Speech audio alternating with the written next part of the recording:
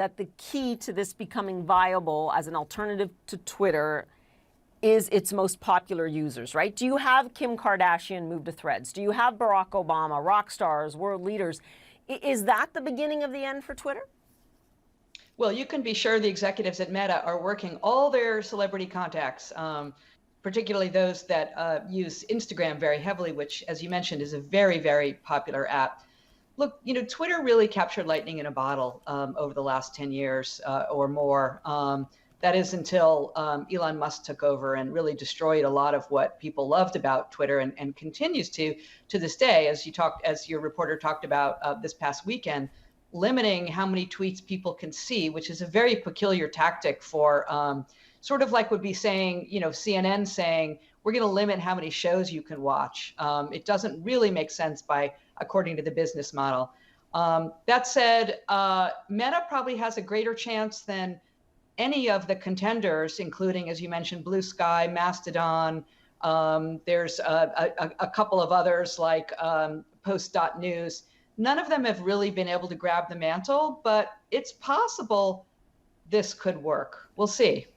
We will definitely see, and it is intriguing. The Verge reported that, executives at Meta keep being told, that they themselves were hearing from creators, public figures, that they were interested in having a platform that was, quote, sanely run. I mean, this went back and forth on Twitter with Elon Musk and Meta, but, Meta, Facebook, it's been epic, right? It's well chronicled how damaging their legacies have been for social media.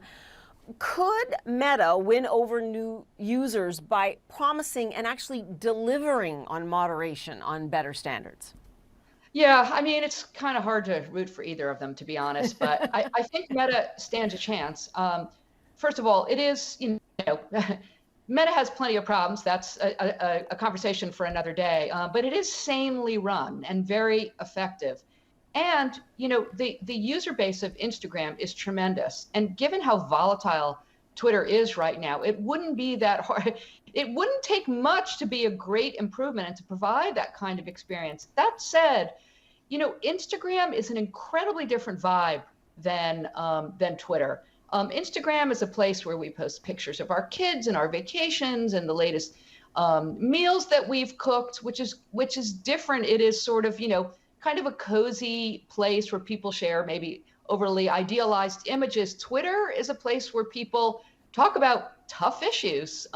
Heads of state use Twitter to make announcements. Business titans, people argue about stuff. It was sort of one of the great joys of Twitter pre-Musk. Certainly there were plenty of problems, but which is just a very different experience than Instagram. So I'm not quite sure how it will translate. Vivian, I only got 30 seconds left, but is it potentially this could be the end of Twitter? I mean, it wasn't really making a ton of money anyway, or any money. Could this really be the death knell for it? Well, we'll see. I mean, if they reverse it, it's not dead yet, despite all of the missteps. So, and if they reverse the rate limiting, then it could live to see another day.